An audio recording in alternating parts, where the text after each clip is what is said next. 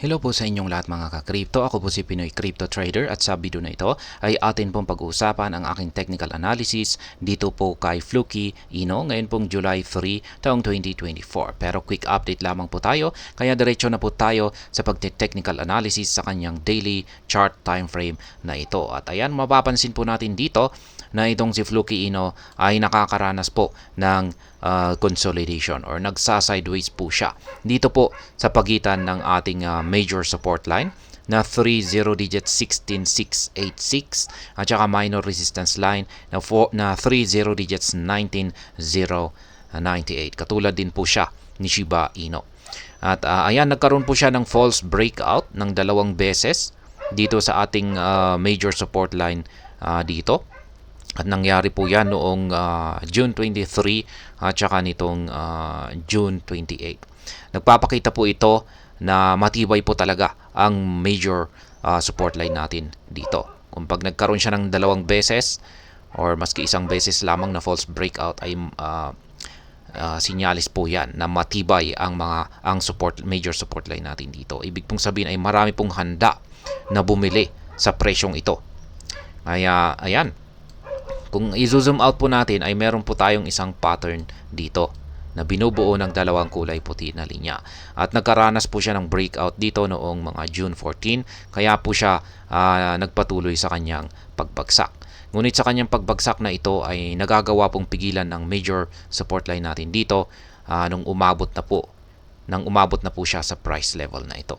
Pero dulot po ng breakout na ito ay posible pa rin po siyang umabot sa mababang presyo hanggang dito sa 30 digits 12971. Kaya paghandaan po natin yan.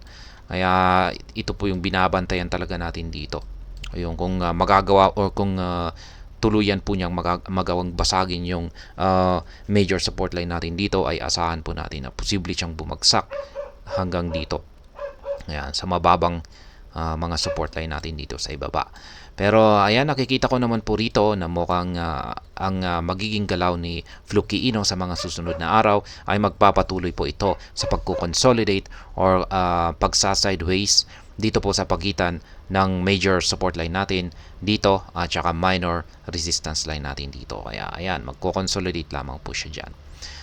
Yung ating Hall Street indicator ay ayan po, mahaba po na kulay red at ayan, nananatiling malusog pa rin ang pangangatawan nito, pero mapapansin po natin na bumabaluktot na yung kanyang pangangatawan. At ayan, nagpapakita po yan na medyo humihina na yung bearish momentum natin dito kay Fluky Ino. Ayan, ang kulang na lang ay liliit yung katawan nito at ayan, magbago yung kulay nito ng kulay green. Pero yan yung pagbaluktot niya sa kanyang pangangatawan na ito ay hindi pa tayo nakakasiguro kung pag malapit na siyang magbago ng kanyang trend direction. Parang ito po yung pinaka unang parang first phase pa lamang po niya ito. Kaya wag po tayong pakakasiguro. Mas maganda kung pag talagang lumiit na talaga yung kanyang pangangatawan at ayan, malapit na itong magbago ng kanyang kulay. Katulad po nito. Ayan, ganito po yung gusto nating makita. Ayan, pagbabago sa pangangatawan ng kanyang kasalukuyang Hall Street indicator. Ayan, pero sa ngayon ay ayan, mataba pa rin yung kanyang pangangatawan. Kaya medyo hindi pa tayo nakakasiguro rito. Yung ating QQE mod indicator naman dito ay ayan na po. Nag-umpisa pong lumait yung kanyang pangangatawan noong June 24. Dito po siya at yan, patuloy po siya sa pagko-consolidate. At yan, kung mapapansin po kasi natin dito ay nag-umpisa po na yung kanyang consolidation dito sa ating candlestick noong June 18. At dito na rin po mapapansin natin na halos pantay-pantay na yung mga sukat ng mga QQE bars natin dito. Ayan, at dito lamang po noong June 24 nag-umpisang lumiit. Kaya yan na rin po ang dahilan kung bakit nagko-consolidate or nag-sideways ang market price ni Fluky Ino. At sa tingin ko ay gaya ng aking sinabi kanina ay mukhang magpapatuloy po ang kanyang pagko-consolidate or ang kanyang nararanasang consolidation sa mga paparating na araw. Ayan.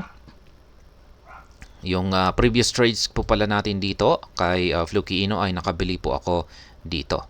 Yan, sa ibabaw po ng major support line natin dito.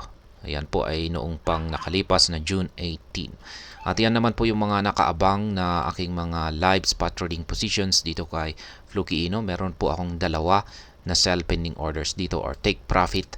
At nag-iisa na lamang po na buy pending order dito sa ibaba. Ayan, pwede po tayong magdagdag rito. Pinag-iisipan ko po pag magdadagdag ako rito.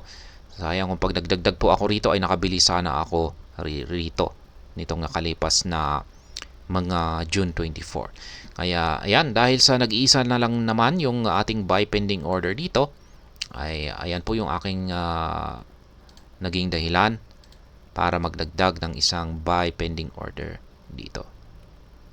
Kaya ayan po. At dahil dyan ay naisipan ko na rin na maglagay ng isang take profit dito. Yan, dito na rin.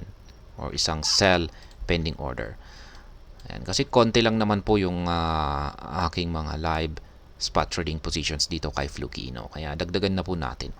Kaya ayan na po yung aking mga live spot trading positions sa kasalukuyan kay Fluky Ino. Meron akong 3 rito na sell pending orders or take profit at 2 buy pending orders dito sa ibaba.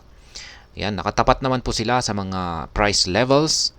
Yan, kung saan po nakaset ang mga pending orders na ito. Maaari po ninyo itong gayahin. Ayan, at nasa sa inyo po yan kung gusto nyong tularan or sundan yung aking simpleng paraan sa pag-trade dito kay Fluky Ino. At sa mga bago lamang po dyan, ay yung ginagamit ko pong trading platform dito ay ang TradingView. Yung dalawang indicators ko naman po rito ay yung nandito sa chart ay ito po yung Hall Suite Indicator. Yung nandito naman po sa ibaba ay ito yung QQE Mod Indicator. Check na lamang po ninyo ang description ng video na ito sapagkat nandyan po yung mga link ng mga video na aking ginawa na siyang nagpapaliwanag kung paano gamitin ang dalawang indicators na ito. At hanggang dito na lamang po tayo sa video na ito mga ka-crypto. Sana po ay inyong nagustuhan ang aking paliwanag sa video na ito. Kung inyo po itong nagustuhan ay pakiclick lamang po ang like button nito. Para naman po sa mga bago lamang dito, kayo po ay aking inaanyayahan para mag-subscribe. Pakiclick na rin po ang bell icon nito dahil ito po ang siya magsisilbing notification nito sa mga bago kong videos na akin pong ina-upload sa aking YouTube channel na ito.